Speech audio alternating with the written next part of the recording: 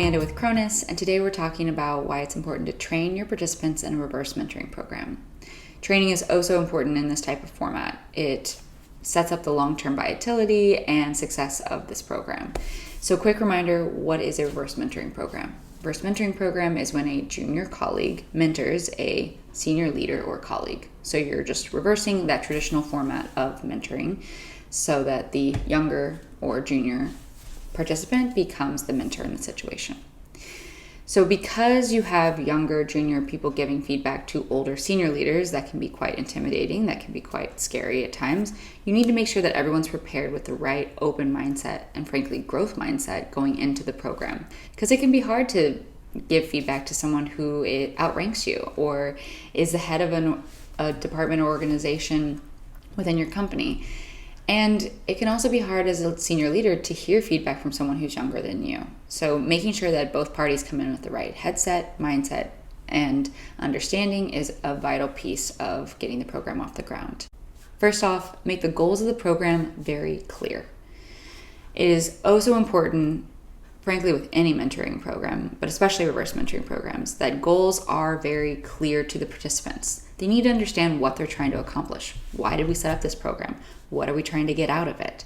So if this program was set up for a skills-based knowledge sharing, then they need to understand, hey, we're trying to make sure that maybe people of a senior level gain a skill set or a knowledge of a system, a product. It could be working with AI, it could be working in Excel, it could be understanding a CRM or a sales enablement platform, but making sure that they understand what the guidance and the feedback is supposed to be about in the program is really important.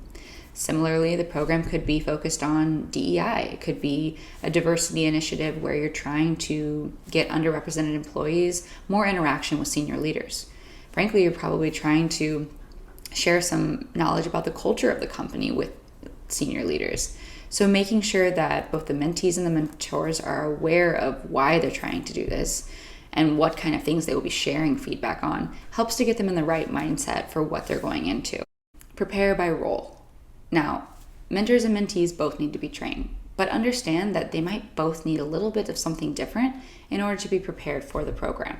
So while mentees, the senior leaders, might need to understand how to better handle feedback and receive feedback, the mentors, the junior colleagues, might need to know how to best give feedback to people like that. So making sure that you're providing training and sessions and resources for those specific roles, for the mentor, who's the junior colleague, and for the mentee, who's the senior colleague, is important so that they understand, ultimately how they should be approaching the connection.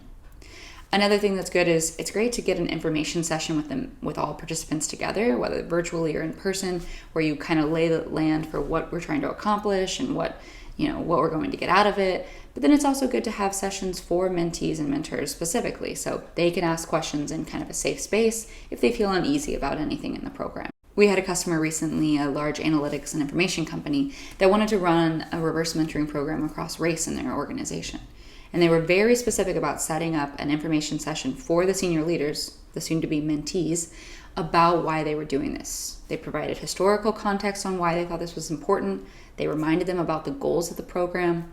They laid out how they'd be successful, and they gave some best practices about how to get started before they even had their first meeting with their mentor.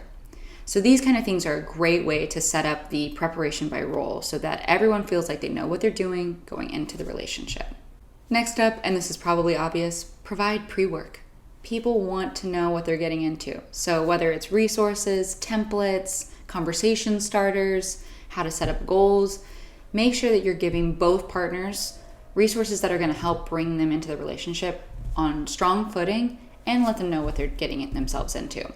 Plus, we've all been in the situation where you get into the project, you're having the connection with someone, and then you're not sure what is the next step. That's okay, but providing resources and making sure that they have what they need, whether it's articles, ebooks, again, templates, conversation starters, these things will help them have something to turn to in the relationship when maybe they hit a snag or they forget what their main goal is, or they're just having a little trouble getting started.